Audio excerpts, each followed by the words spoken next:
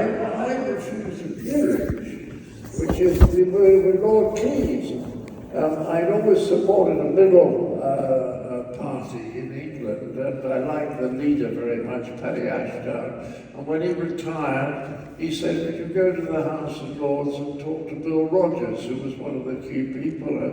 Because I'd done television advertisements for that. I'd done party political broadcasts for them advocating proportional representation, which I believe works against extremists. So I thought they want me to do something, and Bill started asking me questions, and I suddenly realized he was asking me whether I wanted to be a lord.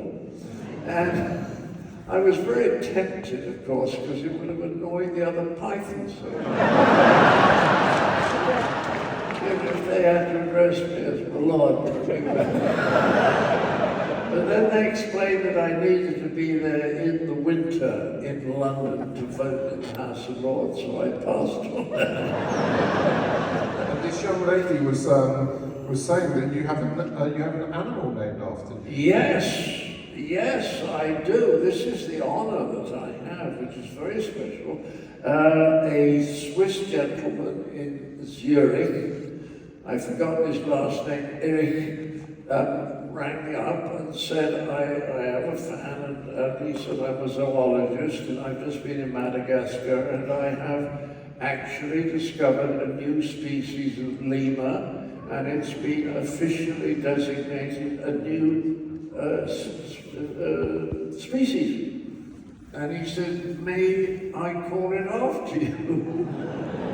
I said, "That's wonderful, I'd love that. Yes, please." So if you buy a book now, this is some years ago, of lemurs, which are only in Madagascar, there's about 38 different species. There is one, the Latin name of Vahi Cleesii, and the English name of Cleese's woolly lemur. That was my honor. Thank you very much. Okay. Hello. I like your slippers, by the way. Are they wonderful? Andy found them for me. I saw them on the internet, and Andy does everything for me. They're looking quite perky tonight. They are. They're just lovely. Oh, I'm so happy. Yes, you're right. My question is, when King Arthur was fighting the knight, how were you able to achieve him with just his torso, with no arms and legs? It wasn't too difficult. When I lost my first leg, I simply put it behind my back, and then they tie it there to make it easier. Then the second I did that, when, as I said, I lost my leg, then I handed it over to Richard Burton. So that's how we did that. But filming, if you watch filming one day, you realize it's all cheating. Everything's cheating, nothing's real. I read something about the fact that it probably wasn't you in the hole either that they presumably had to dig when it was just the torso. No, but that was Richard Burton. I was going to say, because I read that Terry Jones said, well, it won't take as much time to dig the hole. That's typical. It's very practical for me. I mean, I never asked Michael, but when he wrote that wonderful thing with the coconuts, I think it was because he thought, well, you know, a lot of people who were posh were on horses in those days, and we can't afford horses. And then he sort of felt sometimes the logic takes you to something very funny. Thank you very much for your question. Thank you very much. Thank you. Hello. Okay. Hi. This has been the best birthday. But what has been your favorite project that you've done with Monty Python? Favorite one? Favorite Monty Python project? Oh, Life of Brian. I think that's our because the story is very good. And also, you see, Holy Grail is just lovely and silly. It makes people laugh. But Life of Brian was about something important. People said it was anti-religion. It wasn't anti-religion at all. It was anti a lot of Orthodox churches, because the extraordinary thing about Orthodox churches is that they finish up very frequently teaching practically the opposite of what the person who founded the religion actually said. If you take the Catholic Church, you know, the Catholic Church is trying to put forward Jesus' teaching, which is all about humility and poverty and tolerance. And the Roman Catholic Church is a very rich, very powerful, authoritarian organization. So they're trying to teach values that are the complete opposite of the way that they actually behave themselves. Do you see what I mean? And this is what happens. Because at the very beginning of the founding of a religious, the guy who founds it has got some extraordinary spiritual qualities, and some of the people around him have those. But as the generations go on and on and on, they get replaced. In the Middle Ages, a lot of people became monks because you ate very well. You see what I mean? People are getting in there because there's a good dental plan, not because they want to improve the world. And therefore, they become more and more egotistical in the way that the organization itself behaves. And what we were saying in Life of Brian was quite simply go back to the basic principles, you know. But I do love some of that. Graham and I wrote some good dialogue there. I do like it when he says, you must think for yourselves, and they say, yes, we must think for ourselves. You're all individuals. Yes, we're all individuals. Then one man says, I'm not. Remember that? And they all go, shh.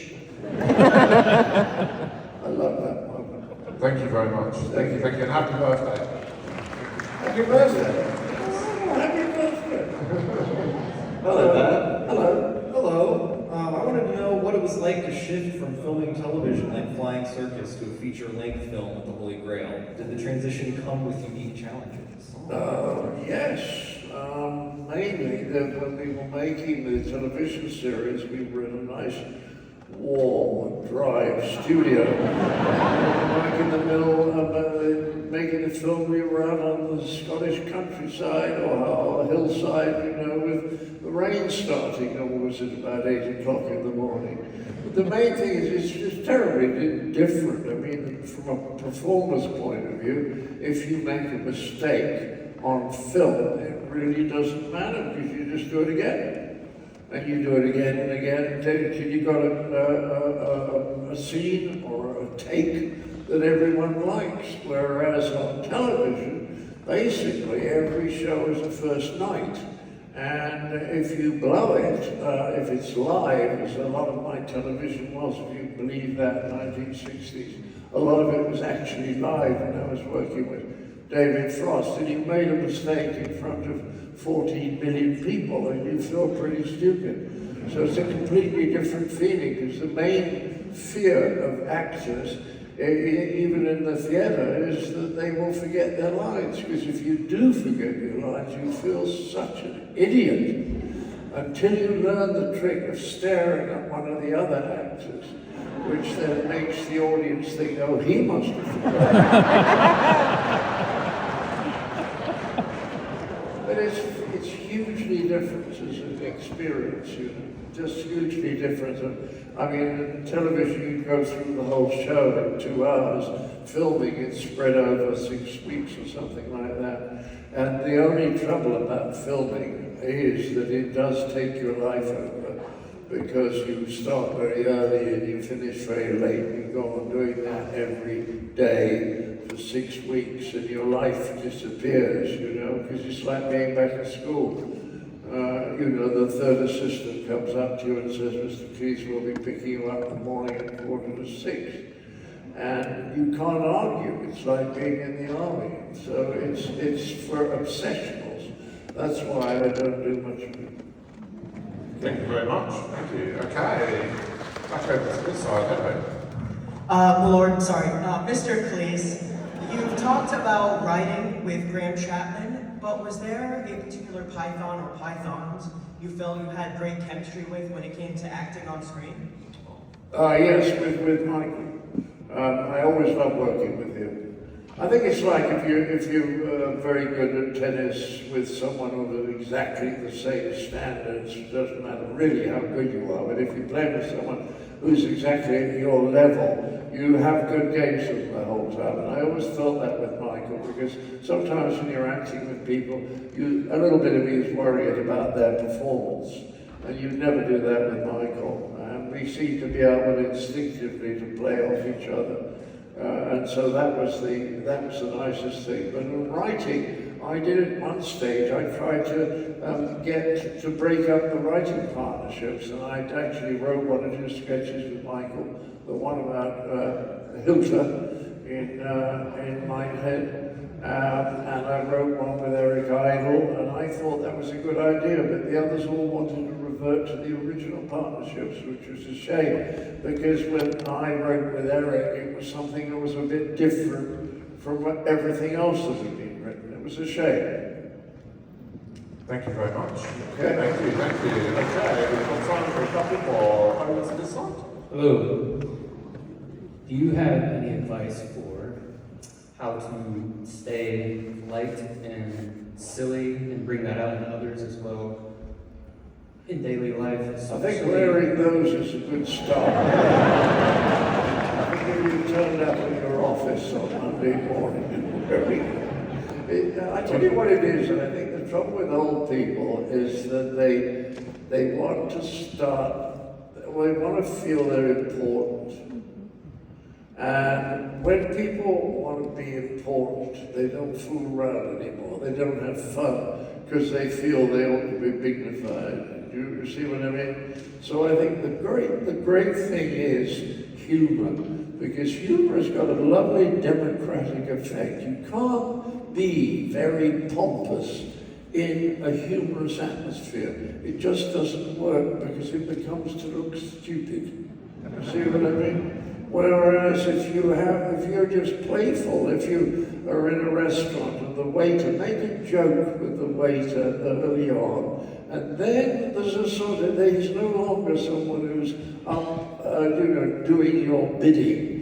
He's a person you're relating to because you're having a joke together. And the hierarchy goes like that when there's humor around, which is why very pompous people hate humor. They regard it as a danger. And I have to tell you, the best laugh I've had for several years was King Charles's coronation.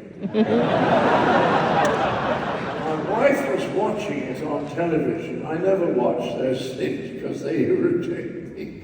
But she was watching with the cats, and so she said, "Oh, come on in." And I came in and I sat down and I started to watch. And I'm not kidding when I say within 7 or 8 seconds, I was hysterical with laughter. All these people in these stupid costumes, pretending that it all was very serious and important, and looking solemn when they looked so silly. I just couldn't stop laughing. I practically injured myself. People always explain that in English history. They know it's ridiculous. It's another fucking Monty Python sketch. Thank you very much. Thank you. Okay, back over to this side. Hello. Sure. What I'm curious about is how you spent the $200,000 on the movie. Like, what was it a really expensive scene? What was an inexpensive scene? Where'd the money go? How did you spend the 240,000 in the Holy Grail? What was the biggest expense, do you think? Probably hotel rooms. Food. Hire of the equipment. When we wanted the crowd, we went to the local university and they provided it more or less for fun because they thought it would be a fun day. And then we were paid each for writing and performing it £4,000. Isn't that funny? And just as we were going to Scotland, they rang us up and they said, we can't pay you 4, you can only pay 2. He said, oh, well, we might as well. Grail said, must be the first people in history to have got together in order to exploit ourselves. Thank you very much. Thank you. We're going to take one more question from this side, okay? Thank you so much for being here. I have a question, given that Mel Brooks is now doing Spaceballs after all these years, could you please do a threequel for Fish Called Wanda and for Fierce Creatures? Let's do a threequel. And I got a great idea for the plot too. What I like doing now, because I don't understand the world of television and film anymore, you know, I don't know why people are making so many films for children. You know, the Marvel series, it's been a mystery to me, that kind of thing. And then these huge series that they have, like King of Thrones, what was it called? You know, where people are sort of dressed and you can't quite figure out if it's futuristic or medieval, you know, but there's lots of dragons and things like that. And I kind of watch and think, what on earth is interesting about this? It's just bizarre. So what I like now is theatre, because there's a simple reality about theatre. I'm sitting here chatting to you guys and making you laugh some of the time. It's totally real. You know what I mean? It's what they were doing in Greece 2,000 years ago. And I love that sense, so I've actually written a stage version of Life of Brian, which has Brian alive at the end and arguing with Pontius Pilate. And Pilate has a wife, the two of them are known as co-pilots. It's just a delight to do it on stage. And I've also done a musical of Fish Called Wanda. I've done something nobody's done before. I think that musical comedies are almost always not very funny. And the trouble is that the musicians and the choreographers take over and everything gets very bloated in terms of musical numbers. And I've done songs, no song is longer than a minute and a half, which means that we have a great pace on the whole thing. And we've done a showcase of that in London, and I've got those 2 up my sleeve. But I'd rather do that than get into the world of television or film now, because I don't understand it anymore.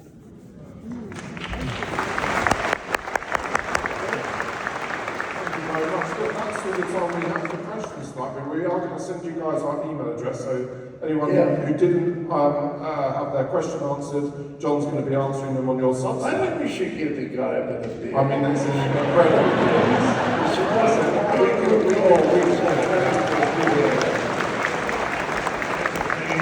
Can I call you John? I'm Steve. Could be No, you call me Lord Cleese. Lord Grail.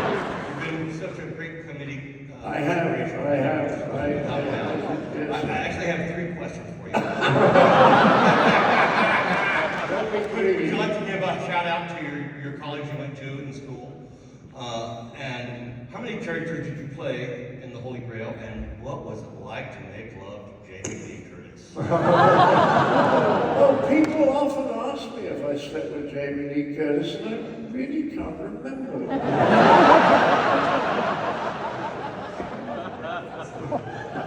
So that's that one. What were the others? Did you not go to college in England? Yes, I did. Give a shout out to your alumni.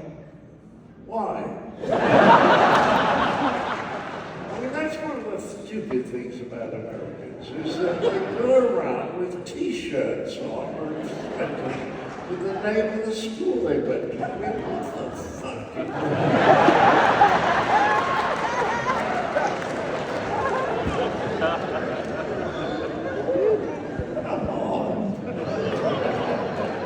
Last question. How many characters did you play in the Holy Grail?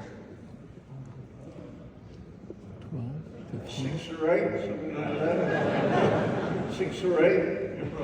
Yeah, we had a lovely go. I was telling you this happened on the very first day before we shot. We were having lunch in the open air in Tunisia. The sun was out, it was perfect. We were all feeling good. And a tall, lanky young guy wandered up. We'd never seen him before. And he said, "Hi." I said, "Hello."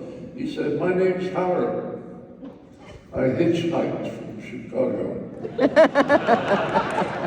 I be in the movie?" He said, "All right." And he played 18 different roles.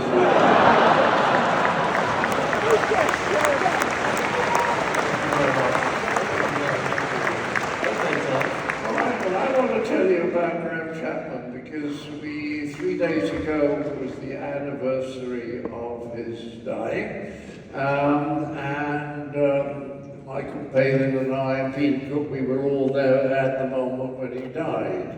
And sometime afterwards, of course, they arranged a memorial service, and they said, "You wrote with him, so will you write first?" And will you speak first? I said, "Yes, of course I will. I'm very happy to," but I couldn't think what to say, because Graham was so naughty. Really on a cosmic level. One day he was in a pub in Highgate, which was his local pub in North London, and he was there, and then he was very friendly with all the customers and the staff, and somebody came in.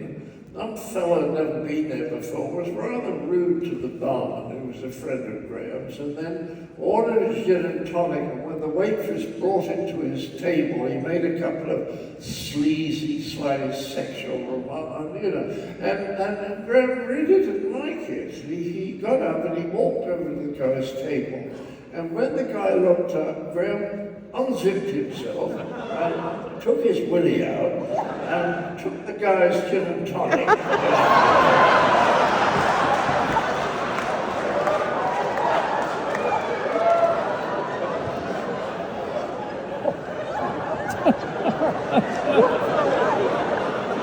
I've never seen anyone do that. So I thought, I'm going to say something in a memorial service. I'm going to do something that Graham would have wanted me to do. So this is what I wrote, and I got up the next morning and did this, what's the word, eulogy. Graham Chapman, co-author of the Parrot Sketch, is no more. He ceased to be. The rest of life he rests in peace. He's kicked the bucket, off the twig, bit the dust, snuffed it, breathed his last, and gone to meet the great head of light entertainment in the sky. And I guess that we're all thinking how sad it is that a man of such talent, of such capability for kindness, of such unusual intelligence, should now so suddenly be spirited away at the age of only 48, before he'd achieved many of the things of which he was capable, and before he'd had enough fun. Well, I feel that I should say not. Good riddance to him, the freeloading bastard out of his friend. And the reason I feel I should say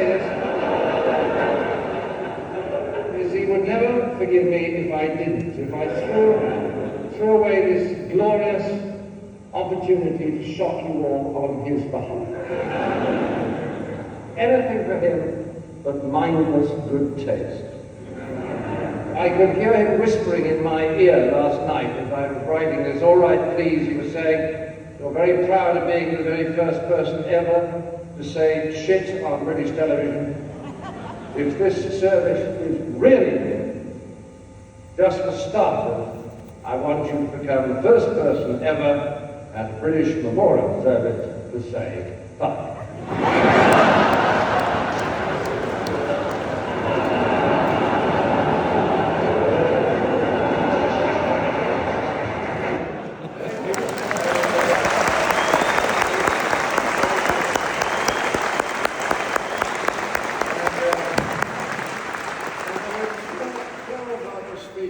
followed me, and I'm proud to report to you that every single one of them said fuck. Gray died in 1989, and we didn't do anything after that for 10 years. We met socially, but you know, he wasn't there, the group wasn't there anymore. And then in 1999, we got an invitation out of the blue from the Aspen Comedy Festival, which is a particularly nice, because you know Aspen's an absolutely lovely place. They wanted us to go, and they put us up and all that, and we only had to do an interview. And it's a place that not a huge number of people go to the festival, but a lot of comedians do, so it's a chance to meet other comedians. So we thought we'd love to go, but how can we go without Graham? Somebody said, well, let's have a 6'4" cardboard cutout of him carrying him. And then Terry Jones, bless him, called David Sherlock, who was Graham's boyfriend, and said, we want to go to the Aspen Festival. We've been asked, may we take Graham? And David said, what are you talking about? And Jonesy said, well, you've got his ashes in a urn on your mantelpiece. May we take them to Aspen?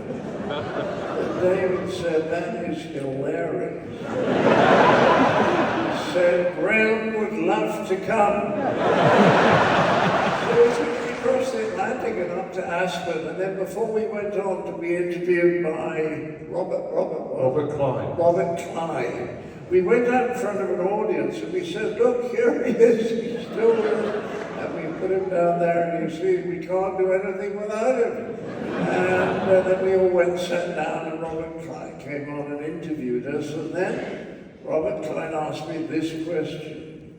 John, it wasn't, you weren't completely confident right off the bat, were you? Well, I had a very strange experience on our stage tour. I'm sure they all remember it differently, but I remember we started off in Brighton, we worked our way down to the Midlands, and we were doing a show in Bristol. And we were doing a matinee there, and for some extraordinary reason, the audience just didn't laugh. And after about...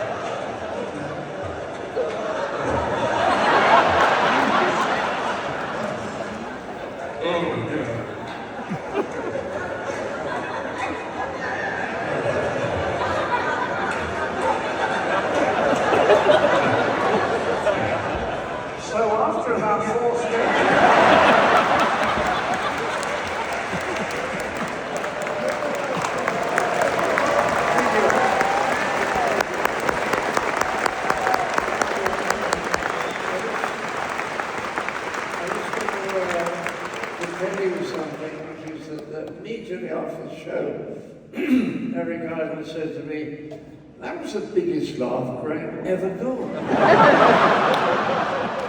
And he tasted a bit like chicken. Well, ladies and gentlemen of Dayton, thank you so much for having us. It's been a real pleasure to be here. Let's give it up one more time.